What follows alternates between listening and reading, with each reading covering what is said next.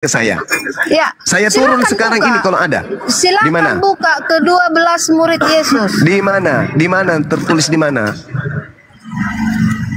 Yang pastinya di Alkitab ini, yang pasti Nah, di Alkitab. itulah cara iblis ditanya di mana tertulis Lukas murid Yesus. Anda memfitnah Yesus memiliki murid bernama Lukas, padahal Yesus tidak pernah punya murid bernama Lukas si pengarang itu. Mana? Jangan Anda membawa kabar bohong di sini. Anda lagi berhadapan dengan umat Islam yang beriman karena data, bukan karena bohong. Itu makanya di awal saya katakan Kristen itu penumpang gelap. Kristen itu penyusup. Di antara agama samawi, Kristen ini nongol di tengah-tengah kami sebagai penyusup. Kalian itu bukan agama samawi, kalian itu agama Roma Yunani. Menggunakan kitabnya Yahudi supaya menghilangkan jejak. Tapi tidak bisa. Mau lari kemanapun, Kristen tetap ketahuan agama pagan. Mau kemana tidak pagan Kristen? Tuhannya manusia, makhluk keluar dari kubur. Tuhannya menjelma menjadi manusia. Kolose 2 nomor 9, Filipi 2 nomor 6, nomor 7, nomor 8. Mana ada Tuhannya Yahudi menjelma menjadi manusia? Kalian itu menggunakan kitabnya Yahudi, menempelkan di konsep agama kalian, supaya kalian bisa pakai itu untuk menipu orang. Supaya kalian bisa dianggap, kami agama samawi lah, kami ajaran para nabi Yahudi lah. Hanya orang bodoh, bahlul dan sedeng yang bisa kalian tipu. Umat Islam tidak bisa, orang Yahudi nggak bisa, Cahayu nggak bisa. Hanya orang-orang bahlul yang bisa kalian murtadkan. Tapi umat Islam yang paham tidak akan mau murtad karena tahu Kristen itu adalah Abu Dasarah. Agama bidat, ajaran bidat yang tidak pernah diajarkan oleh para nabi. Camkan itu. Nabi mana yang pernah mengajarkan menumbalkan manusia untuk dosa? Nabi mana? Hah? Nabi Luga? Nabi mana yang mengajarkan menebus dosa dengan manusia? Nggak ada. Itu hanya penyembah dewa Molok. Dan Paulus memang gemar mempersembahkan manusia kepada setan. Sekali lagi saya katakan, Paulus gemar mempersembahkan manusia kepada setan. Anda mau dalil? Anda ingin bukti? Kalau Paulus itu sering mempersembahkan manusia kepada setan? Mau? Mau? Silakan Anda buka di dalam 1 Timotius 1 nomor 20. Di antara Himenios dan Alexander yang telah kuserahkan, kupersembahkan kepada iblis. Siapa punya kerjaan selalu mempersembahkan tumbal kepada iblis? Iya, Paulus. 1 Korintus 5 nomor 5. Orang itu harus kita serahkan dalam nama Tuhan Yesus kepada iblis. Pekerjaan Paulus tuh suka menumbalkan orang kepada setan. 2 Timotius 4 nomor 6. Mengenai diriku, darahku sudah mulai dicurahkan sebagai persembahan, dan saat kematianku sudah dekat. Di mana Tuhannya Yahudi minta persembahan darah manusia itu di mana? Dan Paulus sendiri mengaku dengan mulutnya, 2 Korintus 12 nomor 7. Dan supaya aku jangan meninggikan diri, supaya menyatakan pernyataan yang luar biasa itu, maka aku diberi suatu duri di dalam dagingku, yaitu seorang utusan setan di dalam tubuhku, untuk menggocok aku supaya aku jangan meninggikan diri. Tuh, Paulus yang mengaku. Di mana Tuhan kemudian minta mempersembahkan manusia kepada setan? Di mana? Nggak ada. Justru di dalam Imamat 18 nomor 21 dan seterusnya dilarang mempersembahkan manusia kepada setan. Dilarang. Al-Quran surah Al-Hajj ayat 34, Imamat 1 nomor 2. Bani Israel dan Bani Ismail ketika hendak mempersembahkan kurban kepada Tuhan pencipta langit dan bumi, diperintahkan mempersembahkan hewan ternak, domba, kambing, sapi, lembu. Muncul Kristen penumpang gelap mempersembahkan manusia kepada setan. Gitu Ibu Rasmi ya. Jadi saya ini mengajarkan kebenaran, bukan menyembunyikan kebenaran. Oke? Dan umat Islam harus tahu itu, bahwa tidak ada para nabi Bani Israel mempersembahkan kurban manusia, itu nggak ada. Nah, kebetulan ada praktisi Torah di sini, ada teman kita Yudaism bisa menjelaskan lebih terinci lagi. Silakan, akhi. Salam alaikum. Alaikum salam. Masya Allah. Ya. Masya Allah, akhi. Oke, jadi kita lihat sini ya. Kalau menurut Yesus adalah gambaran dari kitab Imamat. Nah, mungkin saja bisa, tapi ini lihat. 6 daftar binatang untuk korban. Nah, ada 6 daftar ya nih. Ada kesef, syair asim, ada egel, ada ail, ada barben membakar, ada ez. Nah, ini semuanya ternak. Kayak kefes ini adalah domba. Umurnya harus dipersembahkan itu umurnya harus berapa? 8 hari sampai 1 tahun. Ini baru bisa dipersembahkan. Terus yang kedua adalah syair azam atau kambing betina muda, ya, usianya baru bisa dipersembahkan, sama juga umur 8 hari sampai 1 tahun baru bisa klasifikasi untuk dikorbanin. Terus ada egel, ya, egel itu adalah anak sapi, ya, di bawah 11 bulan, itu umurnya 8 hari juga sampai 2 tahun. Nah, dari ke-6 ini mana yang Yesus? Masa Yesus sama dengan kerbau atau sapi? Ada bang, ada akhi, ya. ada. Yang mana? Ada. Yang atas. Di 1 Korintus 5 nomor 7. Oh gitu. Nah, nanti ini lebih kompleks di sini. Prosedur untuk korban bakaran. Nah, lihat, untuk korban penghapus dosa itu nih, penghapus dosa itu harus ada yang jantan dan betina. Nah, lihat nih. Nih, korban khatat, ya. Korban khatat dosa pribadi, ya, dibawa ke bait suci harus apa? Harus feminim, perempuan. Malu. Yesus tuh perempuan apa laki, ya? Jadi nggak masuk. Yesus itu untuk disamakan sebagai bayang-bayang daripada kitab Imamat. Pertama sudah jelas nggak masuk karena ini adalah 6 daftar hewan ternak yang bisa dijadikan korban. Sebaliknya, teman-teman Kristen, Tuhan yang dijadikan korban. Lanjut, akhir Zuma. Iya. Kalau di kitab mereka, 1 Korintus 5 nomor 7, buanglah ragi yang lama itu supaya kamu menjadi adonan yang baru. Sebab kamu memang tidak berragi. Sebab anak domba Paskah kita juga telah disembeli, yaitu Kristus. Tuh, ahi. Perempuan apa betina atau jantan itu? Nah, ini yang saya bingung, karena di sini hanya disebut Kristus, sedangkan Yesus sendiri berpesan waspadalah kepada penyesat yang mengaku Kristus. Matius 24 nomor 4 nomor 5. Kristus tersebut akan menyesatkan banyak orang. Tuh. Nah, sedangkan yang disembeli di sini bergelar Kristus.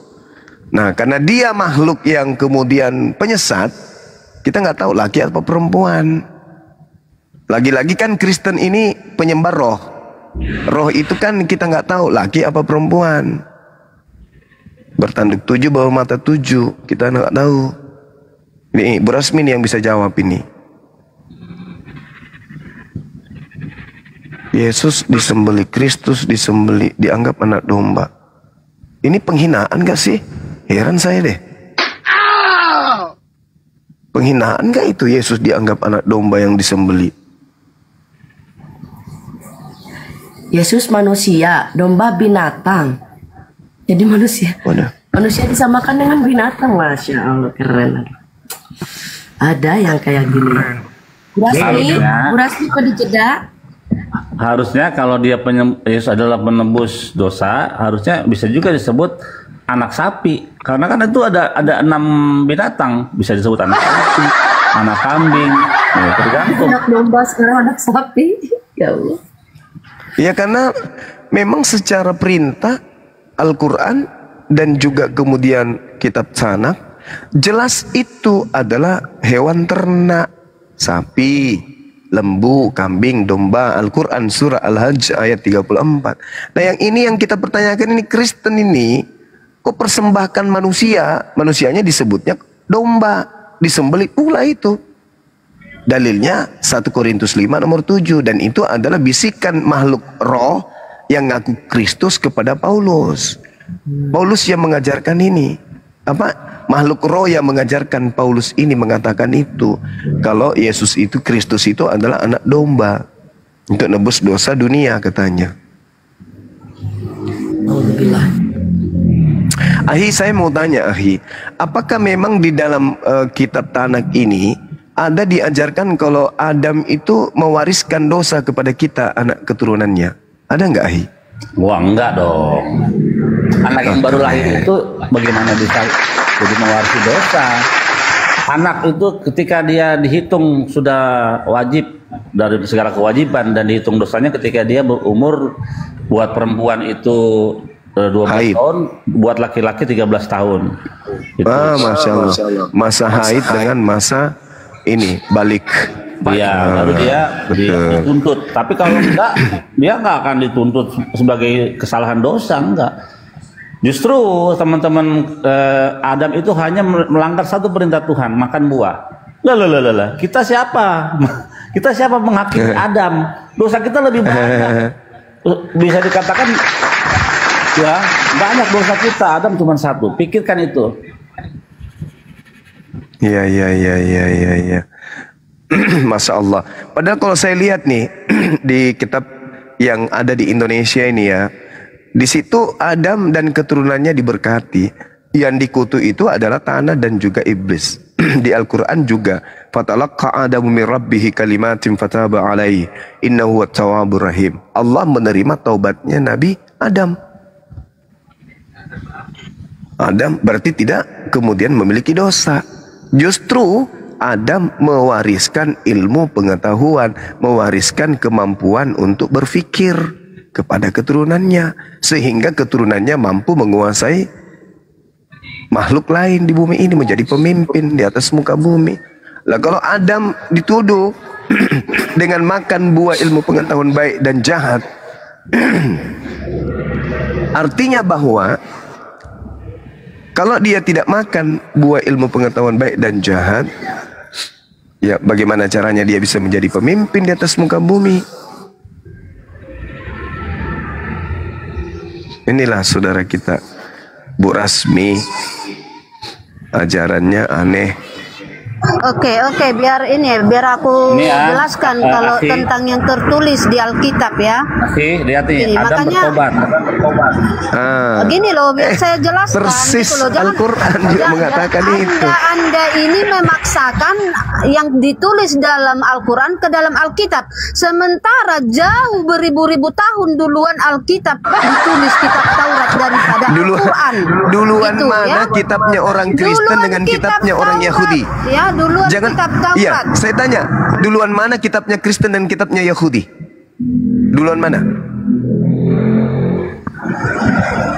Kitab Taurat dengan Kristen itu punya Tuhan yang sama. Iya. Yahudi atau Israel dengan Kristen punya Tuhan yang sama. Iya. Bisa kita buka di Yohanes 1 ya, Yohanes 1 kita buka. Jangan kita buktikan loh, kita buktikan. Kita buktikan. Gini dengar. Kau percaya dengan kitab sucimu, saya juga percaya dengan kitab suci saya yang memang nyata terjadi di dunia. Gitu.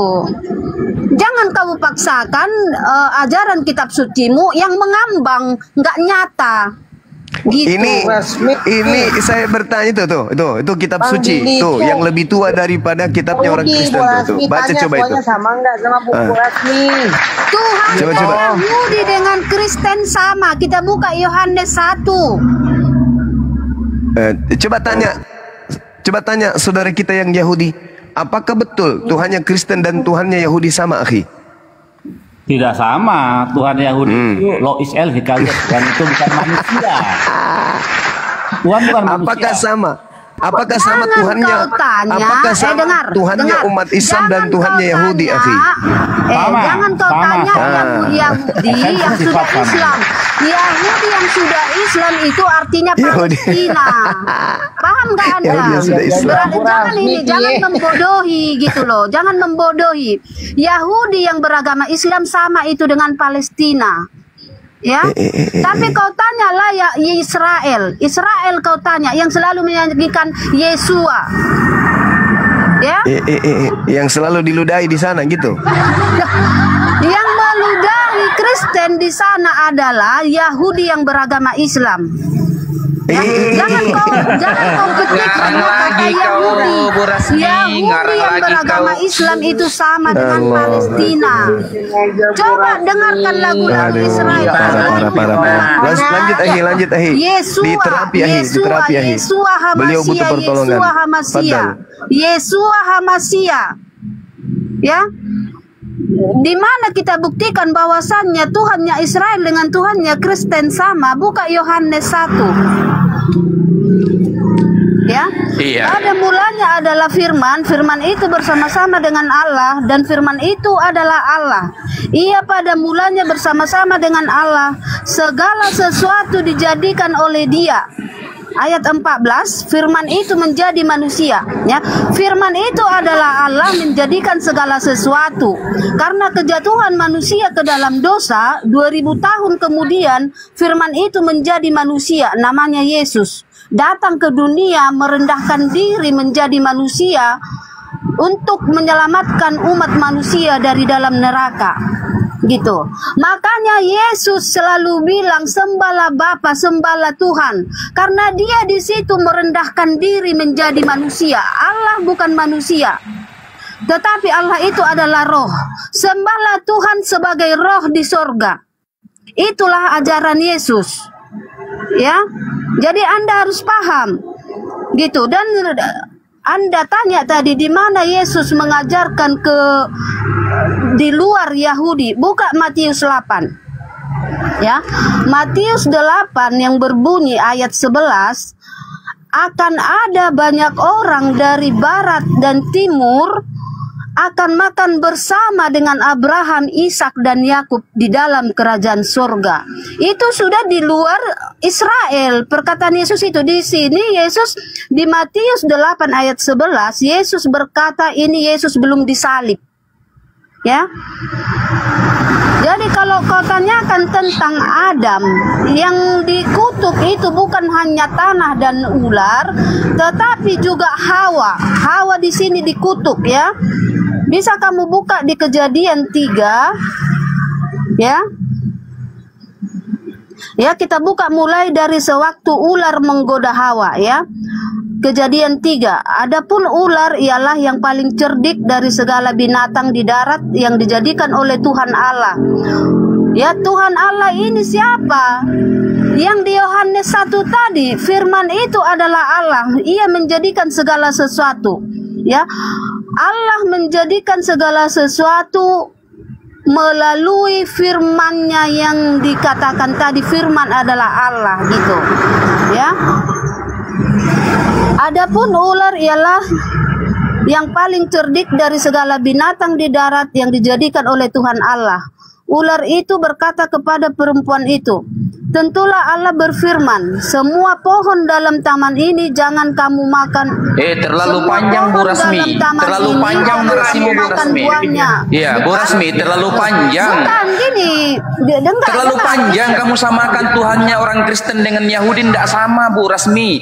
Orang Yahudi sudah saya bacakan itu buktinya. Tuhannya Esa, Ehad. Nah, sementara Tuhannya orang Kristen itu Tritunggal. Bukti data ada. Pada mulanya adalah firman. Firman itu bersama-sama dengan Allah, ya. Dan kemudian firman itu menjadi manusia. Manusia ini siapa? Nah, kalau Anda menyatakan bahwasanya Yesus itu adalah firman itu menjadi Tuhan Yesus, maka cukup dua Tuhan kalian. Sementara hukum yang terutama, wahai bangsa Israel, adalah Tuhan kita itu Ehad. Tuhannya orang Yahudi itu satu, Bu Rasmi, sedangkan kalian Tuhannya ada tiga. Mana kesamaannya? Yang kedua adalah Tuhannya orang Yahudi dengan orang Islam itu Ehad satu. Dan definisi daripada Tuhan itu adalah pencipta alam semesta. Nah, ketika ada kemudian Tuhan, lalu dia dicipta, dia tidak bisa mencipta, maka derajatnya sama dengan Tuhan hawa nafsu, Tuhan Fir'aun, Tuhan Raja Namrud. Berarti tepat posisi dua Tuhan pada saat itu, ada dua Tuhan. Yang kedua, dia adalah ciptaan. Berarti posisinya sama dengan Tuhan hawa nafsu. Ketika ada Tuhan yang diklaim sebagai Tuhan, nah ketika Tuhan itu tidak bisa mencipta, maka Tuhan itu adalah pagan, Tuhan itu adalah togut, sederajat dengan Tuhan hawa nafsu. Gitu Bu Rasmi, Tuhannya Yahudi itu satu, Tuhannya orang Islam satu, sementara Tuhannya orang Kristen berapa Bu Rasmi? Jangan kau sama-samakan. Tuhannya Kristen satu, ya. Biar aku jelasin samamu ya, yang mana Tuhan Kristen, biar aku jelasin samamu ya. Iya, yang mana kita Tuhannya? Kembali lagi, oke, ya dengar. Kita kembali lagi ke Yohanes 1 ya. Firman itu adalah Allah, ia pada mulanya bersama-sama dengan Allah. Segala sesuatu dijadikan oleh dia, dan tanpa dia tidak ada sesuatu pun telah jadi.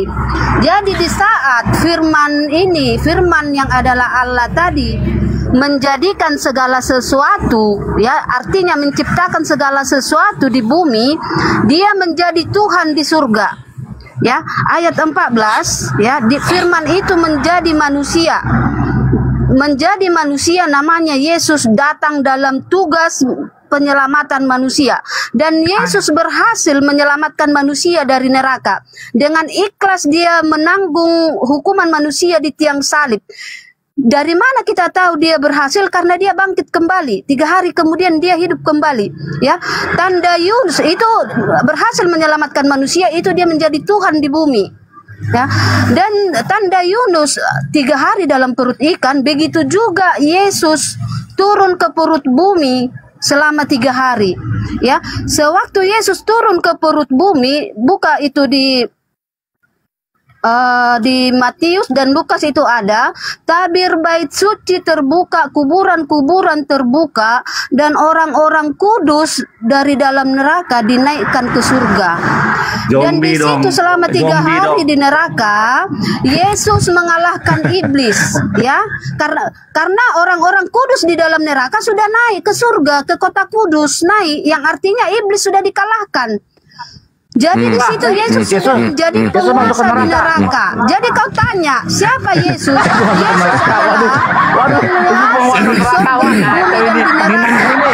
Yesus udah, kepanjangan dongengnya, kepanjangan. Gini, Ahi Billy, saya mau tanya, Ahi Billy, saya mau nanya. Di dalam Yesaya 14 nomor 15, Ahi, yang dilemparkan ke dalam kubur alam orang maut, orang mati ini itu siapa, Hi? Menurut pendalaman materi antum sebagai pemilik kitab Yesaya 14:15. Loh, mantap ini. Mantap. 14 ayat. Jadi di situ aku udah hafal itu ya, aku udah hafal di situ. 15. Bintang timur yang dijatuhkan, dipecahkan. Waduh, ini sabar dulu. Lucifer. Sabar dulu. Hilal bin Syahar. Oh, kita lihat ayatnya ya. Kita lihat ya. Sabar dulu. Bu Rasmi, sabar. Bintang timur yang dipecahkan dan dibuang ke bumi sabar dulu. Berbeda dengan bintang timur yang sabar dulu. Sabar dulu. Kami nggak percaya Kristen soalnya, karena Kristen bukan pemilik kitab. Udah sampai robek mulutmu. Kalian tidak percaya, tapi kalian saya tidak percaya meskipun mulutmu terbentuk dari emas. Tidak saya percaya karena kau bukan pemegang kitab. Tidak usah dibahas. Ya, ini saya bahas dengan yang punya kitab Yesaya 14 nomor 15. Itu siapa, Ahi, yang dilemparkan ke dalam kubur? Sabar ya, Brasmi. Kami umat Islam tidak percaya kepada pemegang kitab palsu. Ya, silakan, Ahi. Yesaya 14 ayat 15. Ahi 15, Ahi 15. Ya, 15. Ya, nih, but to the nether world have you been lowered. Ke dalam dunia orang mati engkau diturunkan to bottom, ke dasar neraka. Ini ayat Itu siapa 15, itu? Hafiz. Itu siapa itu yang dilemparkan? Hilal bin Syakhar itu. Hilal bin Iblis Syakhar. itu kan? Iya, betul. Nah, Yesus berkata di dalam Yohanes 12, sekarang berlangsung penghakiman atas dunia. Sekarang juga penguasa dunia ini akan dilemparkan keluar. Kira-kira penguasa dunia yang menurut Yesus itu adalah iblis, itu dilemparkan keluar dari mana? Kalau dari surga kan sejak Nabi Adam, iblis sudah dilemparkan keluar dari surga, dari Ganbi Eden. Nah sekarang Yesus mengatakan iblisnya akan dilemparkan keluar. Keluar dari mana? Tanda Yunus yang Anda sebutkan tadi. Neraka. Keluar dari neraka. Dari neraka nenekmu kiper. Mana ada? Dengar dulu. Bentar. Pelan-pelan. Di mana di dalam kitabnya orang Yahudi disebutkan iblis sudah ada di neraka? Di mana itu tertulis? Tunjukkan kepada saya di kitabnya saudara kita Yahudi, iblis sudah ada di neraka. Malah iblis ke surga itu. Yang kamu Kitab baca Ayub. kan Yesaya 14. Yang kamu baca Yesaya 14. Ayub, di kitab Yesaya Ayub iblis itu 14 naik ke tadi. surga. Naik ke surga. Yesaya 14 tadi. Yesaya 14 tadi disitulah. Ya itu bukan ke neraka, itu ke kubur, dalam kubur. Ya. Itu di alam orang mati. Di alam kubur itu, alam barzah itu, alam Ya, kubur. iya, neraka itu alam orang mati. Hello. Oh, bukan, beda. Nah inilah yang Yesus katakan, sekarang berlangsung penghakiman atas dunia ini. Sekarang juga penguasa dunia ini akan dilemparkan keluar. Keluar dari mana? Keluar dari kubur. Makanya yang keluar dari kubur itu minta disembah. Pergilah ke seluruh dunia, jadikanlah seluruh bangsa menjadi muridku. Yang keluar dari kubur itulah iblis yang kau tuhankan, yang kau sebut Kristus itu. Makanya Yesus berpesan, waspadalah kepada penyesat yang datang kepadamu dengan memakai namaku Yesus dan berkata, akulah Kristus. Dia akan menyesatkan banyak orang. Nah, siapa Kristus yang dimaksud Yesus? Itu yang datang kepada Paulus, yang datang kepada Kristen. Kristen ini pengikut Kristus. Berarti orang banyak yang disesatkan Kristus itu disebut Kristen. Sampai sini paham? Jadi makanya kemudian Yesus berkata di dalam Matius 12, apa kata Yesus? Orang Yahudi dan ahli kitab dan orang Farisi ini datang kepadaku dan berkata, Guru, berikanlah kami sebuah tanda. Apa kata Yesus? Tidak akan diberikan kepada angkatan jahat ini sebuah tanda, melainkan tanda anak manusia keluar dari kubur. Itu tanda untuk siapa kata Yesus? Untuk angkatan jahat. Siapa yang percaya kepada kebangkitan hari ketiga? Karisteng. Berarti Karisteng ini adalah angkatan jahe. Itu dalil. Makanya orang Yahudi tidak menganggap kalian. Oke, angkatan jahat adalah yang percaya kebangkitan pada hari ketiga. Murid Yesus yang 11 orang ini percaya nggak kepada kebangkitan? Tidak. Mana dalilnya? Baca surat wartawan Lukas nomor 24, ya, bab 24 nomor 9 sampai nomor 12. Baca. Orang-orang yang datang dari kuburan. Kenapa sekarang Anda membawakan Lukas? Tadi aku bawakan Lukas, Anda bilang itu tidak benar. Loh, sekarang Anda bawakan saya katakan Lukas kepada saudara, kalau Anda menyatakan Anda, gitu ya. Sabar. Dengar, Lukas itu adalah pewarta yang melakukan penyelidikan tentang peristiwa-peristiwa yang terjadi. Berarti kalau berbicara mengenai peristiwa, kita harus dudukkan peristiwa itu. Jangan pula kau katakan apa yang dikatakan Yesus, bahwa Lukas itu murid Yesus. Itu yang saya tidak percaya. Tapi kalau Lukas sebagai wartawan, saya percaya. Berdasarkan pengakuannya, kalau dia itu pewarta. Di dalam Lukas 1 nomor 1 sampai nomor 3. Jangan kau katakan Lukas itu murid Yesus, karena Lukas bukan murid Yesus. Nah sekarang ketika kita berbicara apakah ke-11 murid Yesus itu percaya ada kebangkitan dari kubur, murid-muridnya tidak percaya. Apa buktinya? Silakan Anda baca hasil penyelidikan wartawan Lukas di dalam Lukas 24 nomor 9 sampai nomor 12. Apa yang tertulis di sana? Ketika wanita-wanita ini ke kuburannya Yesus, mereka tidak menemukan Yesus lagi ada di sana, melainkan yang mereka temukan cuman kain kafan saja. Lalu mereka datang kepada murid-murid Yesus dan mendengarkan itu, murid-murid Yesus mengatakan apa yang mereka ucapkan itu adalah omong kosong dan mereka semua tidak percaya.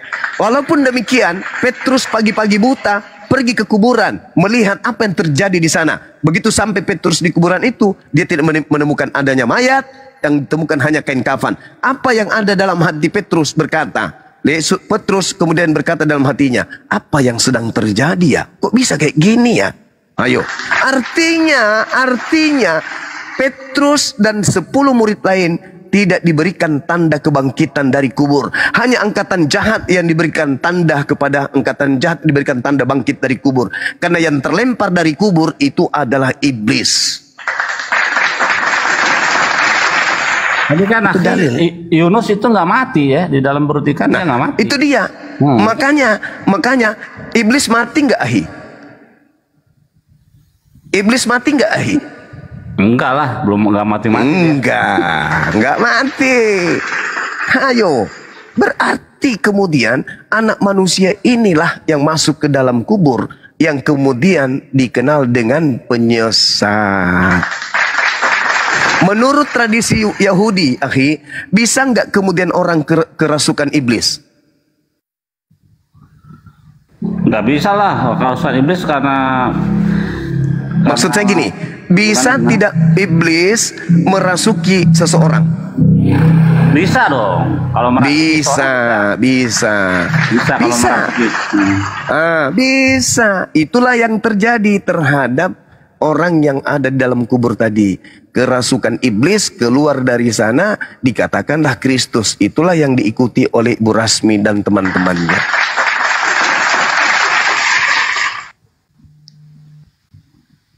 Itu Bu Rasmi, tidak ada Tuhan. Lalu kemudian Anda menuduh nih, ini tuduhan Anda tadi saya dengar. Anda menuduh kemudian Tuhannya Yahudi turun ke bumi menjadi manusia. Kesalahan fatal Anda membawa Yohanes 1. Padahal bukan itu. Kalau berbicara pada mulanya adalah firman. Firman itu bersama-sama dengan Tuhan dan firman itu adalah Tuhan. Itu tidak salah sebenarnya. Selama yang dimaksud kemudian firman di sana adalah sifat. Karena Tuhan memang bersama dengan sifat berkata-kata yang melekat dari dirinya. Sifat berkata yang ada pada Tuhan dengan perkataan yang keluar dari mulut Tuhan itu berbeda. Bedakan antara sifat berkata dengan perkataan. Bedakan dengan mulut dengan perkataan. Mulut adalah hal yang melekat pada seseorang, sedangkan perkataan adalah sesuatu yang keluar, gelombang, irama, not yang keluar dari seseorang. Yang keluar dari mulut itu bukan orang itu sendiri, tetapi itu adalah cipta karya yang keluar dari mesin yang melekat pada diri manusia. Disebutlah perkataan. Jadi kalau dikatakan pada mulanya adalah firman, firman itu bersama-sama dengan Tuhan dan firman itu tidak salah. Memang Tuhan itu memiliki sifat berkata-kata. Coba Anda lihat di dalam Mazmur 33 nomor 9. Tuhan memberi perintah semuanya jadi. Gini Bang Juma. Sabar dulu. Sedikit lagi. Saya belum masuk ke intinya. Jadi bukan itu dasar pijakannya kemudian Tuhan menjadi manusia di dalam konsep Kristen, bukan. Apa buktinya? Anda turun lagi di data nomor 14-nya. Firman itu telah menjadi daging. Itu baru ada Yesus. Tetapi bukan itu yang menjadi dasar pijakan ketuhanan terhadap Yesus. Yang menjadi konsep ketuhanan dari Yesus itu adalah bisikan makhluk yang datang kepada Paulus. Tertulis di mana? Filipi 1 nomor, Filipi 2 nomor 6, nomor 7, nomor 8. Apa yang tertulis di sana? Elohim, Theos, katanya, mengosongkan diri. Tidak mempertahankan ketuhanannya, melainkan mengosongkan diri, lalu mengambil rupa manusia, lalu menjadi seorang hamba, lalu taat, bahkan taat sampai mati di atas tiang salib. Jadi bukan Yohanes yang jadi rujukan, yang menjadi rujukan adalah Filipi, di mana Theos menjelma menjadi manusia. Kolose 2 nomor 9, tubuh Yesus mulai dari rambut sampai kuku kakinya itu kepenuhan keteosan keilahian. Jadi bukan firman menjadi manusia. Kalau firman menjadi manusia, firman menjadi bumi, firman menjadi matahari, firman menjadi bulan, firman menjadi pohon, itu wajar. Yesaya 55 nomor 11. Yesaya 55 nomor 11. Mazmur 33 nomor 9. Innama amruhu idza arada shay'an ayaqula lahu kun fayakun. Semua yang dicipta itu berasal dari firman. Pada mulanya firman itu melekat pada Tuhan, lalu Tuhan berkata, kun, jadi, maka jadilah. Sedangkan Yesus itu juga masuk di situ. Tuhan mengatakan, wahai Maria, hamillah, lahirkan seorang makhluk bernama Yesus, lahir. Jadi Yesus itu pada mulanya firman, betul. Tapi di Kristen bukan itu konsepnya. Di Kristen dewa berinkarnasi, berubah wujud menjadi manusia. Dalilnya di mana? Filipi 2 nomor 6, nomor 7, nomor 8 dan Kolose 2 nomor 9. Jadi dewa menjelma menjadi Kristus yang datang kepada Paulus. Itulah konsep Karisteng. Umat Islam dalam hal ini tidak bisa tertipu dengan Karisteng. Itu Bu Rasmi. Silakan dengan ilmu Anda. Ya, Bu Rasmi, bagaimana Bu Rasmi? Oke. Filipi 2 ayat 6 tadi ya? Ya. Oke, saya baca ya. Filipi 2 ayat 6. Izin Bu Rasmi sebentar izin. Teman-teman tahu tentang konsep Kristen. Teman-teman yang saya baru pada mulanya adalah firman dan firman itu bersama-sama dengan Allah. Ya, itu sifat yang Allah melekat itu pada menjadi Tuhan. manusia. Yes, itu Tahu adalah itu. sifat. Ya, tahulah. Tahu. Sekarang ada nggak daging melekat pada Elohim? Ketika dikatakan firman bersama-sama dengan Elohim, apakah di situ ada daging, Anak Maria? Muhammad Aku tanya itu Allah dulu. bilang. Aku tanya dulu. Aduh, sudah. Kalau cuma kayak gitu udah kamu turun aja. Udah, jangan Sudah nangis. tahu jelas Ini. konsep Kristen itu seperti apa. Alkitab itu seperti apa. Iya. Tuhan itu pada Baca dirinya kejadian tidak ada seperti Wahyu itu. Kejadian Kau adalah antikristus yang menyelewengkan firman. yang disebut Kejadian sampai antikristus. kejadian aja salah tuh, kejadian 1 ayat 2 Antikristus yang menyelewengkan firman. Lah adalah roh. Iblis yang menyelewengkan firman. Siapa yang merubah-rubah Waktu Adam kitabnya dan Yahudi? Hawa, Siapa Taman yang Eden. mengambil kitabnya Yahudi merubah-rubahnya? Waktu Itu iblis kan ular antikristus itu mengatakan pohon itu bisa Siapa kau yang makan. mengarang-arang cerita tentang Yesus? Dan kau sudah menyelewengkan firman. Cuma Mana yang Kau saya selewengkan? antikristus. Yang mana? Yang Yang mana akan yang saya muncul dan selewengkan? sudah ada di bumi ini. Antikristus itu adalah mereka yang Cuma? tidak mengakui Yesus datang sebagai manusia. Paulus di Jadi dalam kami Galatia orang 1 Kristen Paulus di dalam Galatia mengetahui 1 tentang siapa nomor 11 penyesat nomor ini saat 12 ini. Sekarang pun sudah tidak ada penyesat mengakui Yesus datang yang sebagai menyesatkan. manusia. Jedar. Definisi Dan antikristus kalau itu apa? antikristus itu Antikristus di dalam 2 Yohanes 1 nomor 7 berbunyi, siapakah antikristus itu? Bukankah dia yang pergi ke seluruh dunia yang tidak mengaku Yesus datang sebagai manusia? Itulah antikristusnya, itulah penyesatnya. Coba Anda lihat di dalam Galatia 1 nomor 12, nomor 11, nomor 12. Aku menerima 13 kitabku bukan dari manusia. Bukan manusia mengajarkan aku Injil, tetapi dari Yesus Kristus. Nah, di situ dia mengatakan Yesus Kristus bukan manusia. Berarti dia antikristus. Jedar. Silakan Nahi, silakan. Iya, aku mau share ini sedikit ya tentang bagaimana konsep ketuhanan di dalam agama Yahudi ya. Ata hereta ledaat ki Hashem huwa Elohim en od milvado. Artinya engkau telah melihat dan mengetahui bahwa YHWH dialah Tuhan, tidak ada yang lain di samping dia. Nah, kalau ada Tuhan duduk di sebelah kanan samping kanan Allah Bapa, itu bukan Tuhan Israel, ya. Karena tidak ada yang lain di samping dia. Lanjut. Nah, sedangkan Yesus duduk di samping kanan Tuhan Bapa. Mati meja. Belas ya anak-anak. Si mau aku datang besok. Bagaimana Bu Rasmi? Masih kuat? Oke, tadi yang Anda bacakan itu Yohanes 1, itu lanjut ya. Segala sesuatu dijadikan oleh Dia. Nah, itu Jadi, betul. Firman itu, betul. adalah Allah, ya. Di sini firman itu Itu adalah betul. Allah. Dan itu bukan Berarti di Yesus, situ kan? Allah. Oke, Ya. dan di situ Dan Allah itu bukan menjadikan Yesus. segala sesuatu. Dan Ya, di itu sini bukan belum. Yesus. Ya, Ah, di sini belum. Tidak ada yang Ya. salah. Tidak ada yang Ya salah. betul. Dan di Iya. ayat 14-nya, Akhi. di ayat 14-nya, Akhi boleh bacakan saya Mazmur 33 ayat 9? Enggak, Sabar bentar dulu. bentar dulu. Ayat Tidak ada yang 14-nya salah. bentar. Tanggung nih. Di ayat 14-nya firman itu menjadi daging. manusia. Nah, itu betul. Manusia itulah namanya Yesus. Nah, iya Gitu. berarti Yesus itu berasal dari perkataan Tuhan, betul? Loh, firman itu menjadikan segala sesuatu tadi. Maksudnya mulut Tuhan jadi Yesus gitu. Mulutnya Tuhan berubah jadi Yesus gitu. Bukan. Jadi di sini firman ini ya dijadikan oleh Allah Bapa. Firman ini adalah Allah, kan ditulis di sini firman ini Tidak adalah ada di Allah. situ dikatakan firman itu kemudian adalah Bapa dan Bapa itulah yang menjadi daging. Nggak ada. Ya memang bukan. Makanya Memang ini bukan. pahami dulu, Berarti ya. Oke, sekarang makanya begini. gini, pahami. Sekarang begini. Oke. Ketika kemudian Gabriel datang kepada Maria, apa yang diantar Maria? Apa yang diantarkan Gabriel kepada Maria? Apa yang diantar? Ketika Gabriel datang ke Maria, apa yang diantar kepada Maria? Daging atau perkataan? Pesan. Nah, Itu pesan dari Allah Bapa. Pesan Ya, dari pesan Tuhan. Allah Bapa. Dikatakan kepada Bukan Maria, Tuhan, bukan Maria. Tuhan. Bukan dari Tuhan, pesan dari Allah Bapa. Itu bukan Tuhan ya? Ya, jadi yang Tuhan di sini adalah firman itu adalah Allah yang Alamak. menjadikan segala Rusak. sesuatu. Rusak memang. Rusak betul ini. Rusak. Jadi malaikat Gini loh. turun menghantarkan pesan dari Tuhan kepada seorang perawan. Wahai Maria, kamu akan Ya, hamil. buka dulu. Buka Siapa Lukas yang 1. menghendaki? Matius 1 atau Lukas 1? Buka Lukas 1, bukan dari Tuhan di situ dicatat, tetapi pesan dari Allah ya, Lukas 1.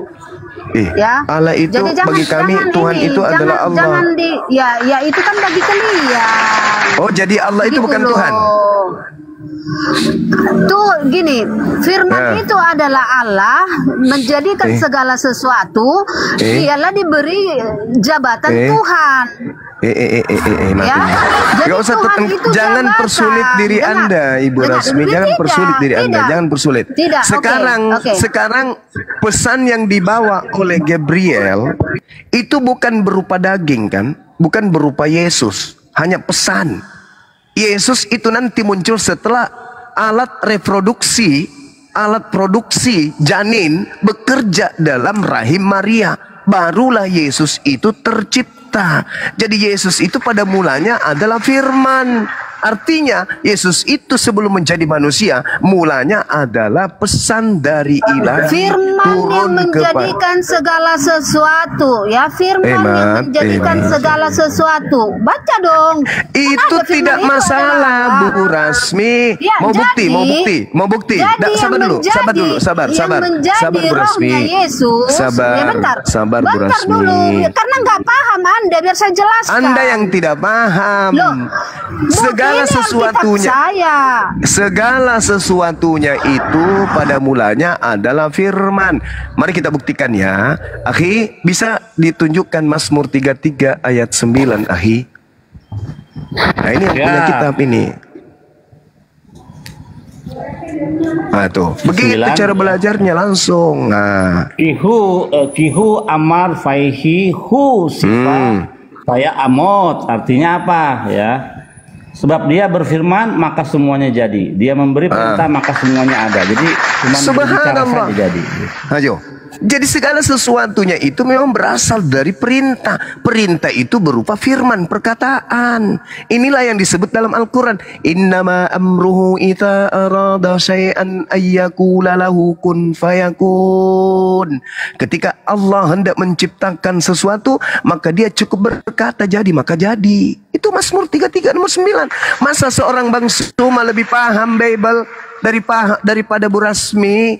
Jadi ketika Maria ini manusia perawan tanpa suami, tidak pernah tersentuh laki-laki, tapi karena sang pencipta pencipta berfirman, hamil lo, hamil.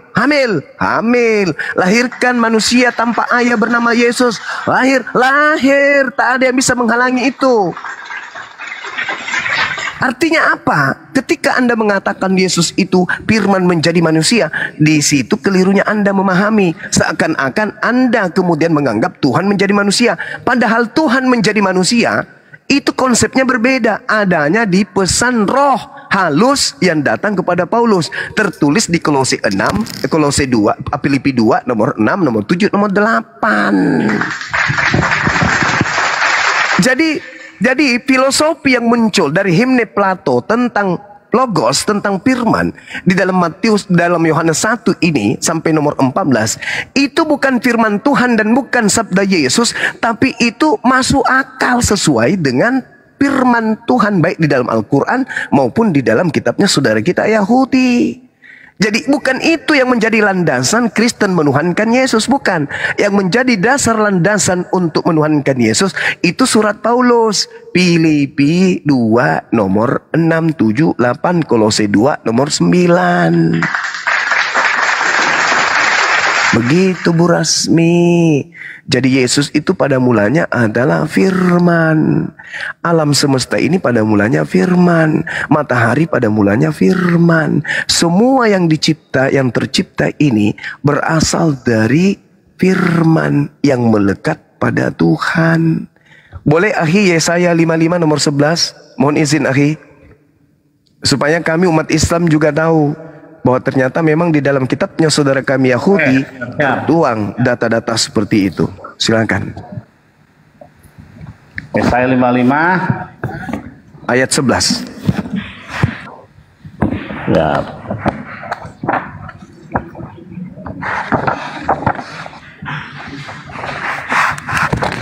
Kasih langsung yang punya kitab.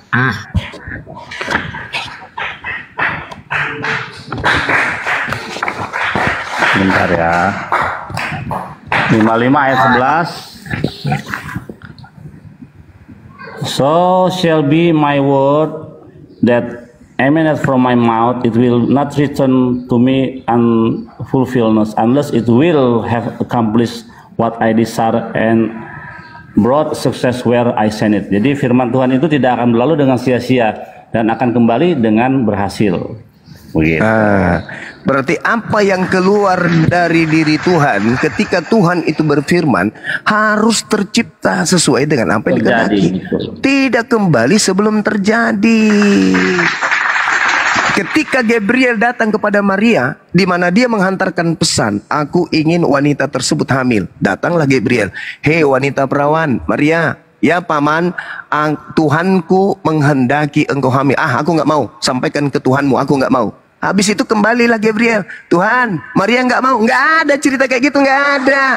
Seketika ketika Tuhan menghendaki hamil. Laki-laki pun kayak Pak Bom hamil kalau Tuhan menghendaki. Nggak ada cerita. Nggak ada yang bisa menghalangi firman Tuhan. Ketika Tuhan sudah melontarkan ucapannya, kalimatnya, firmannya, tak ada yang bisa menghalangi itu. Semuanya akan terjadi dan tidak ada yang sia-sia. Gitu cara belajar Bible itu, belajar kitabnya Yahudi itu begitu. Jangan Anda akal-akali dengan konsep Romawi Yunani. Oh Tuhan datang begini dan begono menjadi daging bla bla. Tidak ada. Itu pernyataan Yesaya 55 nomor 11. Mari kita lihat pernyataan Yesus di dalam Matius 4 nomor 4. Apa kata Yesus di situ? Apa kata Yesus? Untuk membatalkan ketuhanan Yesus berdasarkan Yohanes 1 nomor 1 sampai nomor 14 yang digiring oleh Kristen. Yesus membatalkan itu. Matius 4 nomor 4 kata Yesus, manusia tercipta bukan hanya dari roti saja, melainkan (2) dari setiap firman yang keluar dari mulut Tuhan. Manusia bukan tercipta dari roti saja, tetapi juga tercipta dari firman yang keluar dari mulut Tuhan. Yesus berasal dari firman yang keluar dari mulut Tuhan. Manusia yang lain juga berasal dari firman yang keluar dari mulut Tuhan. Yesus dan Bang Suma sama-sama pada mulanya adalah firman. Bagaimana dengan roh? Di dalam Kejadian 6 nomor 3, Tuhan berfirman, rohku tidak selamanya berada dalam tubuh manusia. Ayo, rohku berarti roh yang ada di dalam diri manusia Yesus dan roh yang ada di dalam diri manusia Bang Suma sama-sama roh Tuhan. Ayo, dagingku sama-sama berasal dari firman. Daging Yesus, dagingnya Bang Suma sama-sama dari firman. Roh Bang Suma dan roh Yesus sama-sama dari Tuhan. Ayo, aku dan Yesus adalah sama. Zakaria 12 nomor 1, akulah Tuhan yang menciptakan roh yang ada dalam diri setiap manusia. Rohnya Yesus adalah roh dari Tuhan. Rohnya Bang Suma juga roh dari Tuhan. Rohnya Yesus dan rohnya Bang Suma sama-sama berasal dari Tuhan. Betul, betul sekali. Masya Allah. Halo. Jadi kenapa kemudian Kristen mengusung Yesus ini menjadi Tuhan? Karena pengaruh iblis tadi yang mengaku di dalam Lukas 4 nomor 6. Wahai Yesus, ya Paman, kepadaku telah diberi kuasa langit dan bumi, wahai Yesus. Sembahlah aku. Bila mana engkau menyembahku, maka segala kuasa dan kemuliaan dunia akan kuberikan kepadamu. Itu kata siapa? Kata iblis. Berarti yang berkata diberikan kuasa langit dan bumi kepadanya, itu bukan Yesus, tapi iblis. Berarti yang keluar, yang mengajarkan pergilah ke seluruh dunia, jadikanlah seluruh bangsa menjadi pengikutku. Itu siapa? Itu siapa? Iblis. Iblis. Kenapa kalian diusir? Di Matius 7 nomor 22-23. Bukankah kami telah memanggilmu Tuhan, bernubuat pakai namamu, mengusir setan pakai namamu, bermukjizat pakai namamu? Apa kata Yesus? Enyahlah daripadaku, aku tidak mengenal kalian. Kalian semua adalah pembuat kejahatan. Kenapa Yesus tidak mengenal kalian? Karena yang kalian ikuti itu Kristus palsu yang keluar dari kubur. Kan Yesus sudah berpesan. Yesus sudah berpesan, akhi. Dia katakan apa Yesus itu? Waspadalah kepada penyesat yang datang kepadamu dengan memakai nama Yesus dan berkata, akulah Kristus. Waspadalah. Jangan kau percaya. Yesus mengatakan itu. Apabila ada yang mengaku Yesus, jangan kau percaya.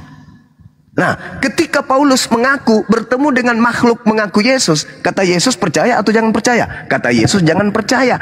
Tapi karena Kristen ini bukan Yahudi, Kristen ini bukan pengikut Yesus, maka Kristen sendiri percaya. Kenapa Kristen percaya? Karena Kristen pengikut angkatan jahat yang meminta tanda kepada Yesus. Berikanlah tanda kepada kami. Kata Yesus, angkatan jahat ini tidak akan diberikan sebuah tanda, melainkan tanda Yunus. 3 hari 3 malam keluar dari perut ikan, keluar dari perut bumi.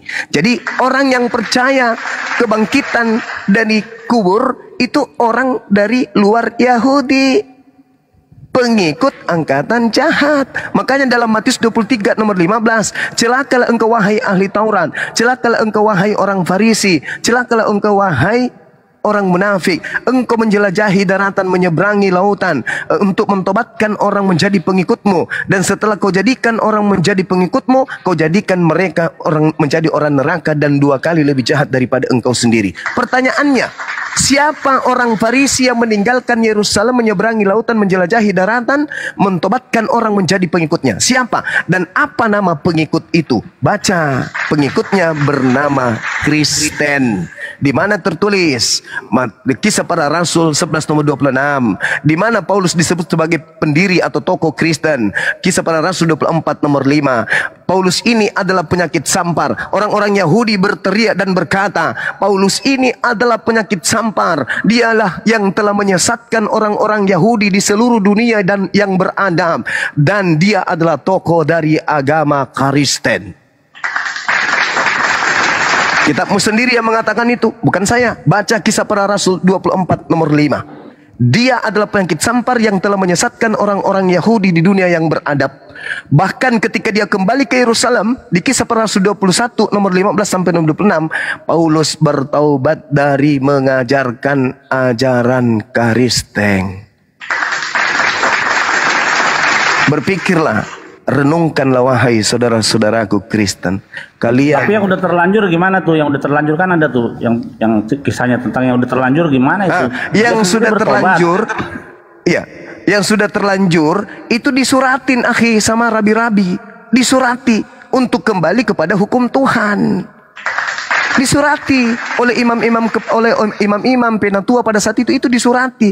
Tetapi orang-orang yang terlanjur kau sesatkan dengan mengatakan jangan kau bersunat, makanlah ini, makanlah itu, kami sudah menulis surat untuk mereka. Itu kata imam-imam pada saat itu. Terkait dengan engkau wahai Paulus, bertaubatlah, tahirkanlah dirimu, bawalah orang-orang yang lain, bayarkanlah mereka untuk mentahirkan dirinya. Di data nomor 26-nya dikatakan hari itu Paulus kemudian ditahirkan dan melakukan persembahan. Kira-kira kalau orang Yahudi melakukan persembahan kepada Tuhan, kira-kira manusia atau pakai hewan? Hewan lah. Hewan. Makanya Yesus mengajarkan dalam Matius 8 nomor 4, pergilah, perlihatkanlah dirimu kepada imam, lakukanlah persembahan seperti persembahan yang diperintahkan oleh Nabi Musa. Nabi Musa memberikan perintah persembahan apa? Manusia atau hewan? Hewan. Berarti Yesus mengajarkan mempersembahkan hewan, bukan mempersembahkan manusia. Tapi karena Kristen ini kelompok luar, pingin kali Yesus jadi korban, maka mereka menggelari Yesus itu dengan gelar apa? Anak domba, biar bisa disembeli untuk dosa-dosa Romawi dan Yunani. Na'udzubillah, summa na'udzubillahi min zalik. Semoga kami umat Islam dijauhkan dari ajaran-ajaran Roma, Yunani, Paulus seperti ini. Bisa dikatakan amin. Cuci tangan dia ya, ketika orang udah kacau semua dicuci tangan. Cuci tangan dia, akhi. Berdasarkan Kisah Para Rasul 21 nomor 15 sampai nomor 26. Silakan saudara-saudaraku Kristen, Anda teliti lagi. Paulus cuci tangan, bahkan dia bertaubat dan mentahirkan diri, bahkan dia mempersembahkan kurban lagi. Katanya Yesus kurban sekali untuk selama-lamanya. Kok dia bertobat dan memberikan lagi kurban? Gimana dong? Oke. Kisah Para Rasul yang Anda bawakan tadi, ya. Kisah Para Rasul 21 nomor 15 sampai nomor 26. Kisah Para Rasul 24 yang Anda bawakan tadi, ya. Jalan nyata bagi kami bahwa orang ini adalah penyakit sampar, seorang yang menimbulkan kekacauan. Yang mengatakan ini adalah orang Yahudi, supaya apa? Supaya Paulus diadili. Makanya baca selanjutnya, jangan baca satu ayat. Ya, kenapa dia diadili? Di sini dikatakan. Kenapa dia diadili? Sama seperti Yesus difitnah. Makanya dikatakan di sini beda. Sampar, karena cerita beda. Difitnah, dikatakan jangan Anda samakan. Sampar. Jangan Anda samakan Yesus dengan Paulus, beda. Itu sama, makanya gini, dengar. Lalu di mana? Di mana kemudian? Sabar dulu. Di mana ayat 10 lanjut dulu ayat 10. Lalu wali negeri itu memberi isyarat kepada Paulus bahwa ia boleh berbicara. Nah, kan di sini pengadilan di sini. Terus apa bicaranya? Orang Yahudi memfitnah Paulus sebagai penyakit sampar. Makanya memfitnah. Kok memfitnah? Betul tidak? Kutanya dulu sama saudara Bu Rasmi. Bu Rasmi, kutanya dulu. Kutanya dulu sama saudara Bu Rasmi. Bu Rasmi, dengarkan saya Bu Rasmi. Dengarkan saya Bu Rasmi. Betulkah Paulus mengatakan bahwasanya hukum Taurat itu sampah atau tinja? Betulkah? Tidak pernah Paulus mengatakan hukum Taurat itu sampah, tapi dikatakannya sudah batal. Ya, batal. Kita baca di Filipi ya. Apakah betul kemudian Paulus itu tidak pernah mengatakan bahwasanya Taurat itu adalah sampah? Oke? Berani?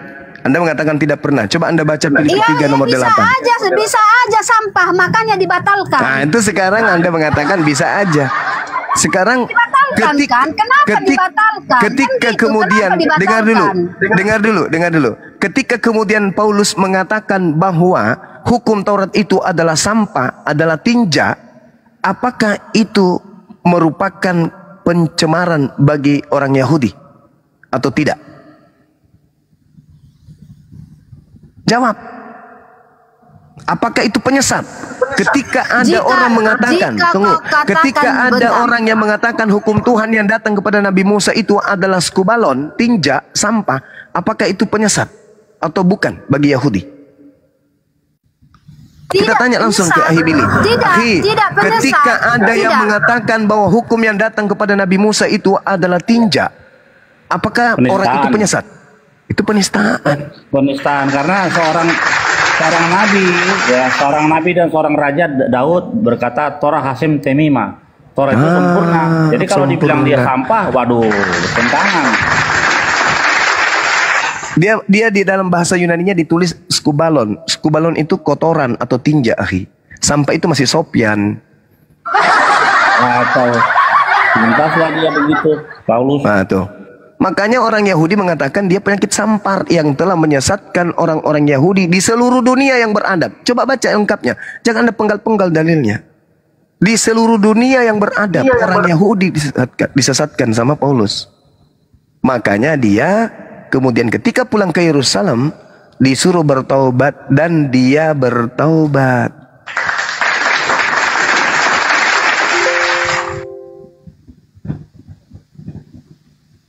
Itu Bu Resmi. Oke, jadi Anda harus tahu di mana Musa adalah pernah murtad. Ya, di mana Musa pernah meninggikan ular di padang gurun. Maka oleh sebab itu,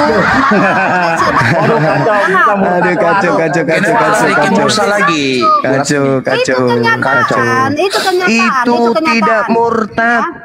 Yang memerintahkan kemudian Nabi Musa melakukan itu adalah Tuhan itu sendiri. Tidak. Murtad membuat ular dari tembaga, membuat patung ular dia dari membuat tembaga, patung tembaga bukan untuk dituhankan. Dan itu dihancurkan oleh Raja Hizkia. Makanya yang benar dong kamu baca, ya. Itu bukan untuk dituhankan. Di mana? Coba tuliskan bacakan di mana dikatakan Musa murtad. Nabi Musa murtad di mana? Musa meninggikan ular di padang gurun. Kau buka aja. Itu perintah siapa? Musa meninggikan ular, tidak ada itu. Makanya dia di situ dia murtad. Kenapa Musa tidak diperbolehkan masuk ke tanah Kanaan? Ya karena itu. Musa meninggikan ular di padang gurun. Kau baca dulu Musa tidak kau jangan ngarang. Bilangan 21. Bilangan 21 Anda baca. Bilangan 21. Oke, saya baca ya. Saya baca ya. Oke, saya baca. Diam. Saya baca.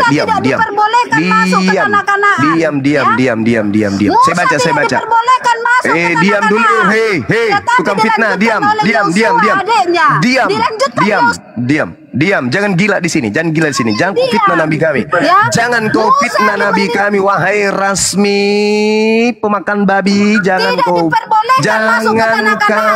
fitnah Nabi kami. Dengarkan saya. Kemudian datanglah bangsa itu mendapatkan Musa dan berkata, kami telah berdosa sebab kami berkata-kata melawan Tuhan, dan engkau berdoalah kepada Tuhan supaya dijauhkannya ular-ular ini daripada kami. Lalu Musa berdoa untuk bangsa itu, maka berfirmanlah Tuhan kepada Musa, buatlah ular tedung dan taruhlah itu pada sebuah tiang, maka setiap orang yang terpagut jika ia melihatnya akan tetap hidup. Setelah itu Kau perempuan laknat yang sudah memfitnah Nabi Musa.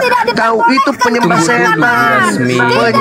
setan, manusia laknat, perempuan tuyul yang kurang kerjaan, penjual tua yang tidak tahu diri, memfitnah Nabi Musa dengan mengatakan membuat patung, sedangkan Tuhanlah yang berfirman kepada Nabi Musa, buatlah ular. Tuhan berfirman kepada Nabi Musa, buatlah ular tedung dan taruhlah itu pada sebuah tiang, maka setiap orang yang terpagut jika ia melihatnya akan tetap hidup. Lalu Nabi Musa membuat ular tembaga. Kau itu manusia laknat, penjual tua yang otaknya tidak berfungsi dikarenakan lemak babi sudah merasuki semua saraf-saraf otakmu. Kau fitnah Nabi kami Nabi Musa dengan mengatakan murtad. Itu adalah ucapan orang itu Kristen, laknatullah alai, neraka tempatmu kau. Parah. Gak ada orang yang pernah berani, gak pernah ada orang dalam selama sudah mentok dia, makanya arahnya ke situ. Ya, gak ada selama orang di dunia debat baik Oten maupun Islam ya itu pernah menghina Nabi Musa. Nabi Musa. Wah parah. Geblek. Awas lu kan ada Ya siapa bisa Itulah kualat loh Kristen itu. saudara, itulah Kristen saudara. Kalau sudah terpojok seperti sudah mentok, ya ujung-ujungnya ya bagaimana menciptakan suasana menjadi keruh itu. Enggak, itu memang konsepnya dia. Ngarang. Konsepnya memang kayak gitu. Tuduhannya terhadap ini. Itulah yang dikatakan Al-Quran.